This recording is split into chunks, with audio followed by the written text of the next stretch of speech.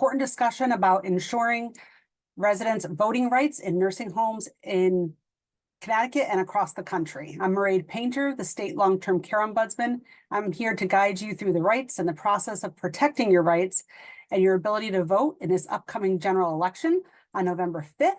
I'm thrilled to be joined by Nora Duncan, the State Director of AARP. AARP is a nonpartisan member organization that's been working to promote the health, well-being of Americans 50 and over for more than 60 years. With that, Nora, I'd like to have you take it over. Hey, Mairead. This is great to be with you. I think this is a super important opportunity for people to hear about voting rights, especially in nursing homes. So, I want to ask you about, well, you're the expert, so I'm going to ask you about some things, right? So AARP has been working on voting rights, getting out the vote for many, many, many years. And you have a whole bunch of great information for us.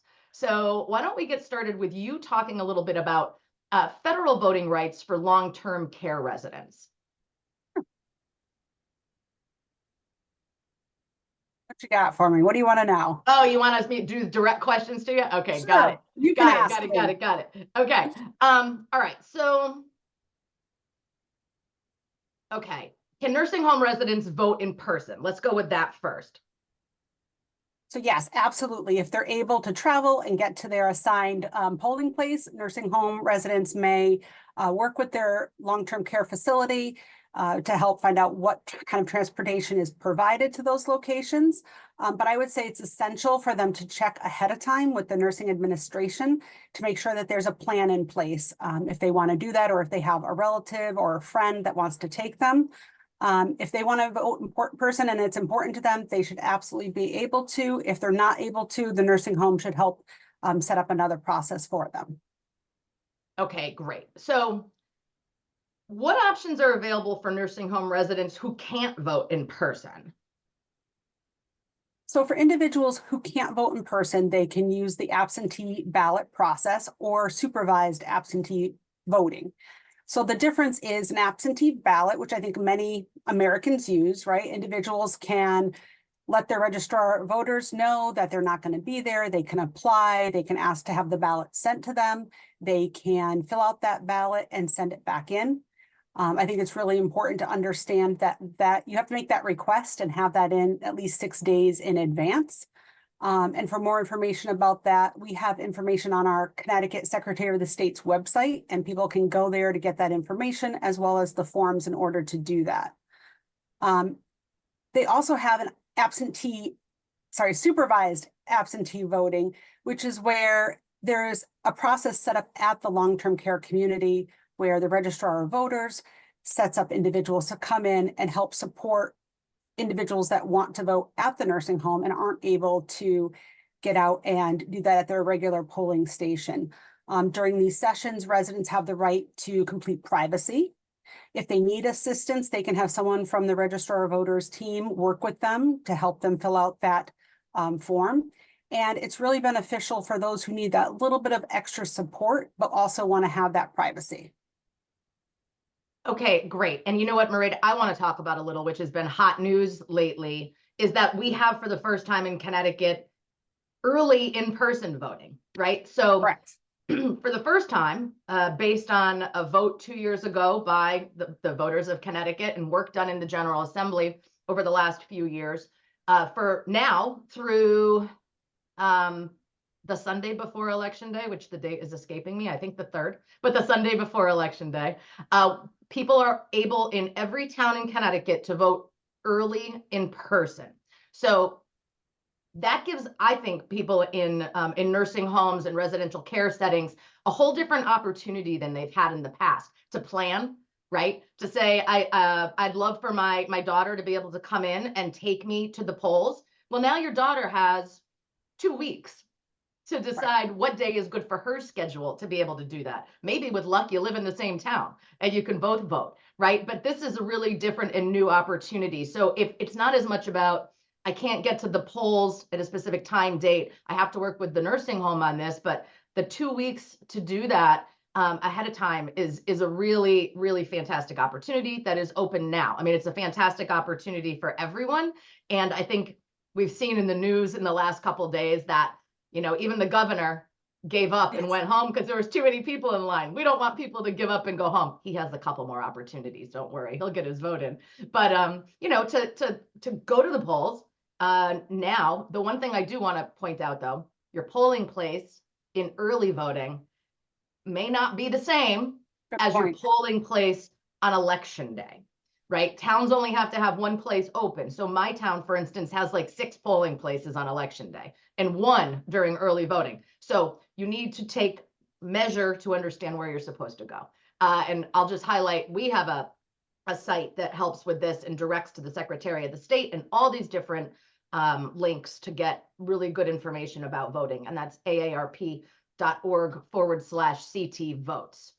All right, so let's get back to. Well, and I want to say, bringing up the news, we did see a lot of individuals out voting. We saw individuals who expressed the fact that it was easier because they could get that help. And I was also really happy to hear from some caregivers who said it made it easier for them because there's times when they can't get out because they're caring for a loved one, and having the options of other days and the flexibility to have people come and support them for the individual they care for at home. It made them more able to get there and complete that process. So I thought that that was huge. And that's a lot of the things that AARP has been working on related to caregivers as well. So I think that's also important to highlight.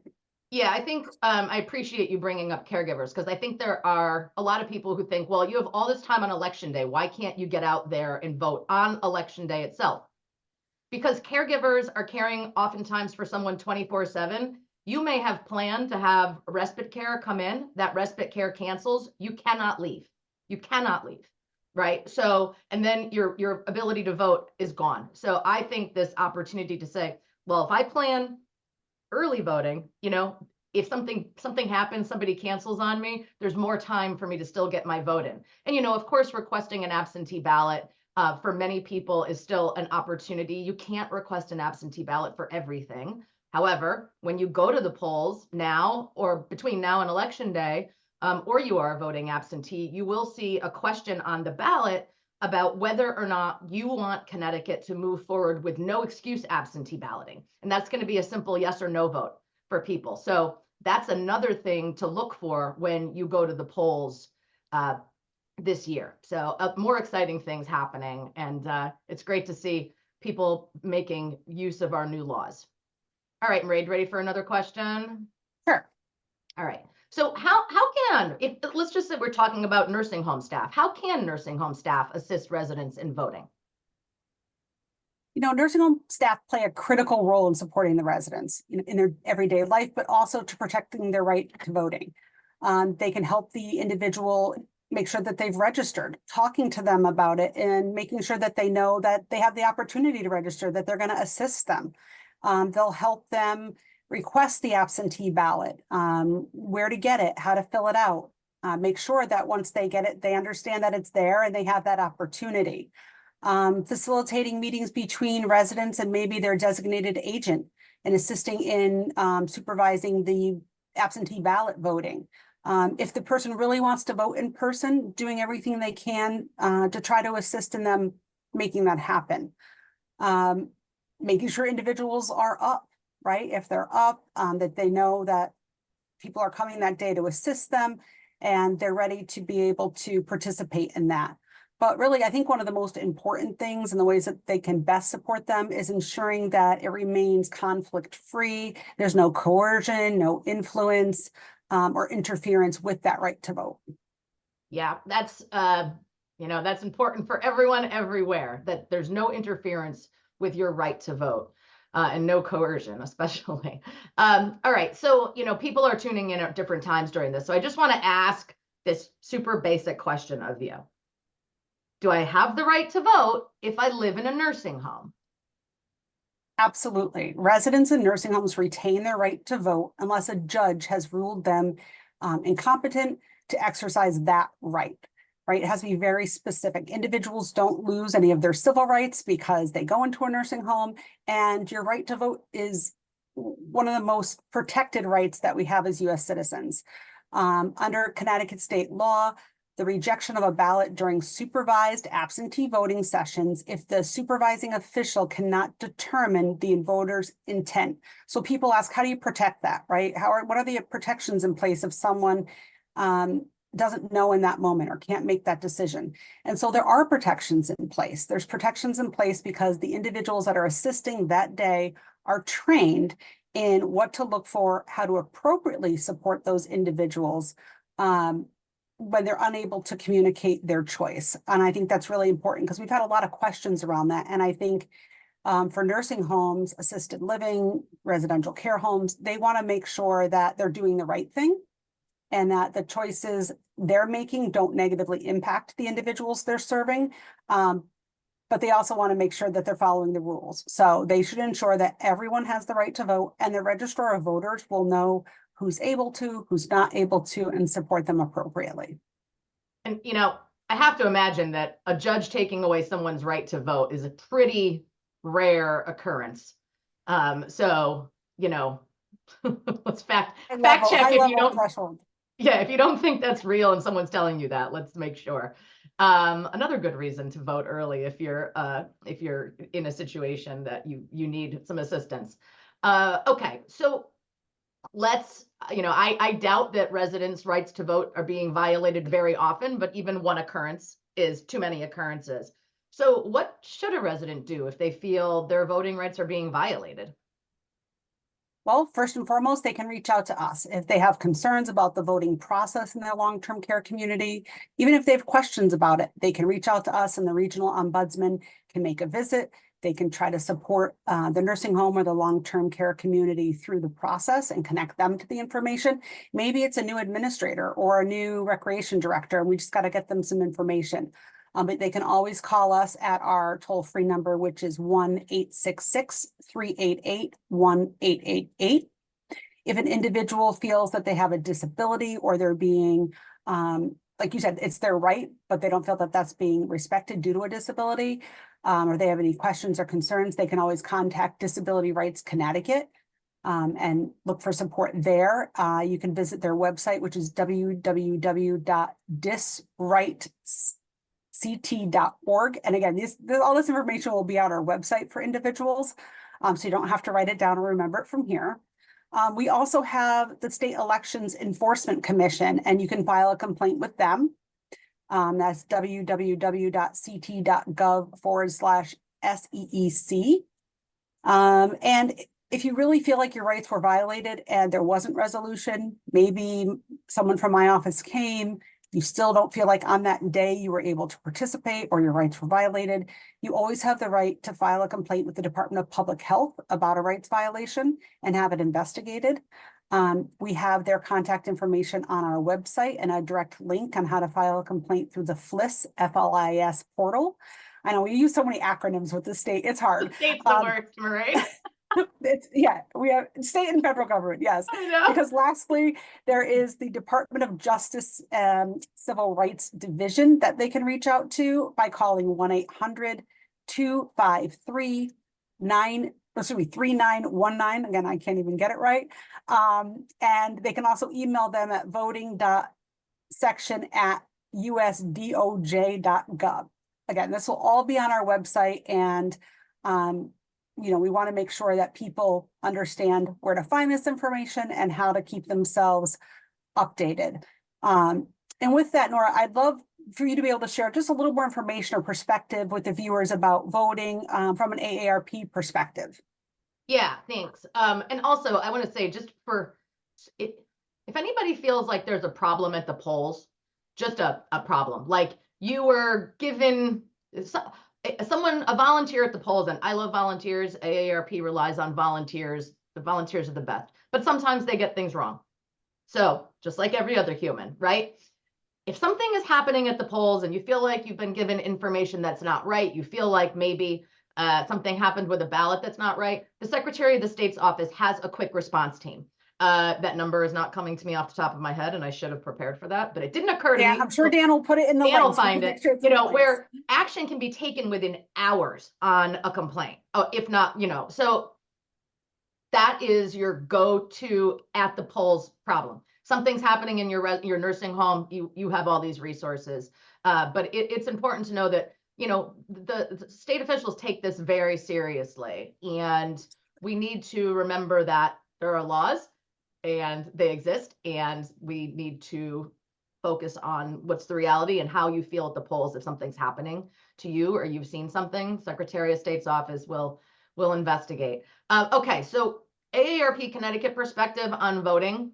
There's a lot. So we've been doing a lot of things, and I'll just go over some of it. So I talked about aarp.org/CT votes. That is factual, all you need to know information about voting in Connecticut. So you'll have the links, you'll have the, you know, what you need to know about the question regarding no excuse absentee balloting. You'll have the information about where to go to find early voting in your state. It's all there. And the nice thing, Marie, because I know you and I did a lot of Facebooks over the pandemic, you have viewers from all over the country because they have loved ones. Maybe you live in, you know, Texas, but your mother or your aunt live in Connecticut in a nursing home. AARP in every state has the same kind of website set up. So for your own knowledge about voting, for your own knowledge about what you might find on your ballot in your state, it's the same thing, aarp.org/TX votes or AL votes. You get the way it goes. Just pop your state in there, and you'll find reliable, fact-based voting. We get fact-checked all the time on this. So I want to put that out there. In terms of our federal candidates, we know we have a very competitive race in the Connecticut's 5th congressional district, same candidates as 2 years ago, where the vote was decided by less than 1% of the voters. And that's former state senator George Logan versus current Congresswoman Jahana Hayes. AARP held a telephone town hall with them last Friday. Time is really escaping me these days, but last Friday. And that is, it was not a debate, but it was a forum where we asked questions important to people age 50 plus and their families: Medicare, Social Security, age discrimination, retirement savings, lots of stuff. That is streaming on AARP Connecticut's Facebook page. If anybody in the 5th congressional district wants to tune into that, hear what the candidates have to say about these important issues, it's there and free. You just at your leisure before voting, go ahead and see what those candidates have to say if you're in the 5th congressional district.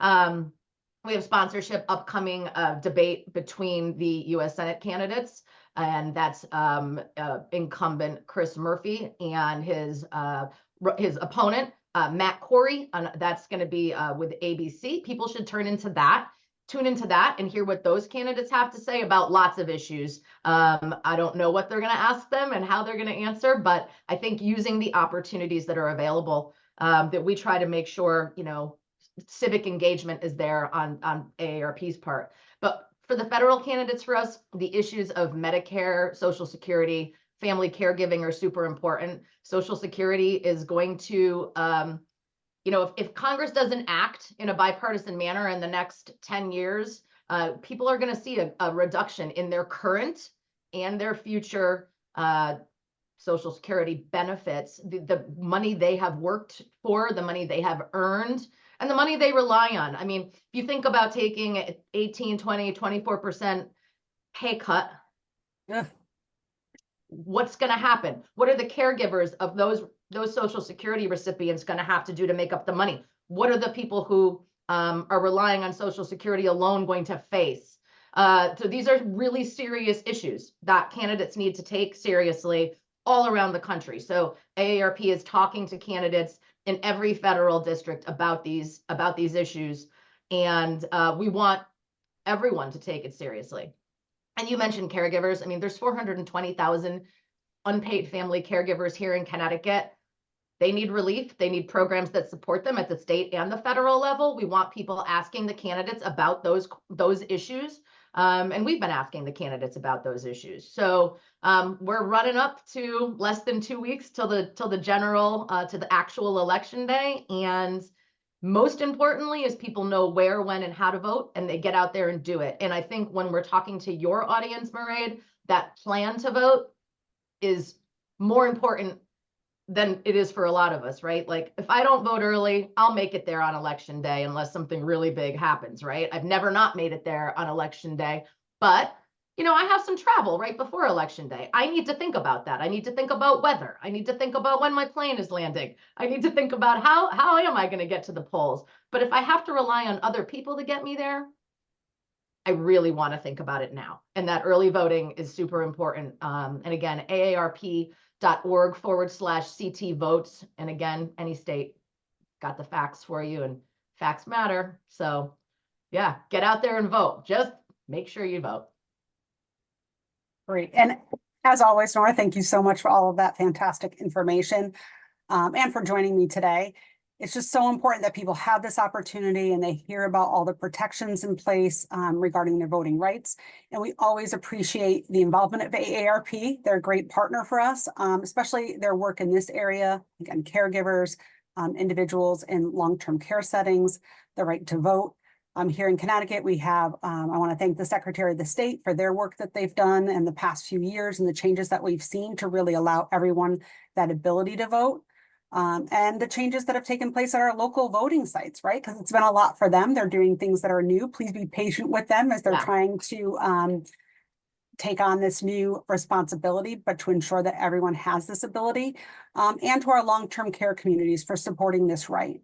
Without you, these individuals who otherwise can't necessarily get to a site wouldn't have this, this right that is so important to many of them.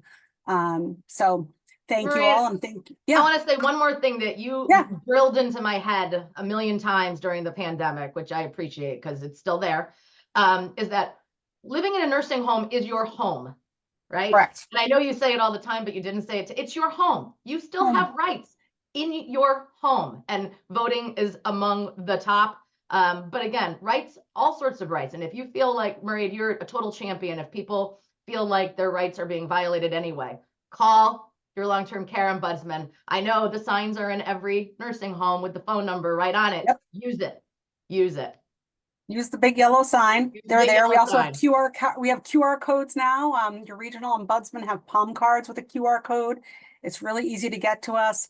Ensuring the right for all people to vote, especially individuals in long-term care settings where there might be some barriers, right? And you're right, it is their home. It's a critical part of protecting people's rights and their dignity. There's a lot of pride that people take in their ability to vote.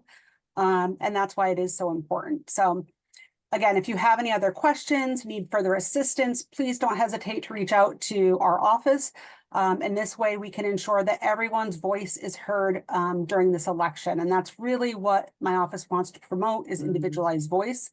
And again, feel free to reach out to us. Thank you for being here today or clicking on the link. And we will see you all soon. I do not see any questions from the chat, so we will end there. And Nora, thank you so much for being here with me today. Thank you, Mairead. All right, talk to you soon. Bye-bye.